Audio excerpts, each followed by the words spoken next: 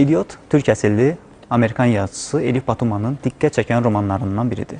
Əsər bizi 1995-ci ilin Harvard Universitetinə aparır və türk əsilli gənc Selin Karadağın tələbəlik illərinin ilk ilindən bəhs edir.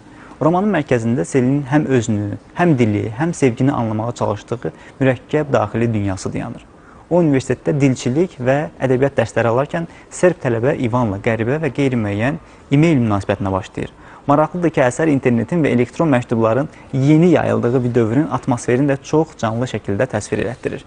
İdiot təkcə sevgi hekayəsi deyil, kitab dilinin insan hisslərini ifadə etməkdə nə qədər yetərli və ya yetərsiz olduğunu, gənclərin kimliyi axtarışını və böyümə prosesinin qəribəliklərini yumor və incə müşahidələrlə təqdim edir. Səmimi, ironik və yer-yer absurd üslubu ilə seçilən bu roman müasir böyümə hekayələri arasında da xüsusi yer tutur. Əziz kitab sevərlər, Pulitzer mükafatına namizəd olmuş bu əsəri hamınıza tövsiyə edirəm. Sağlıqla qalın, kitabla qalın.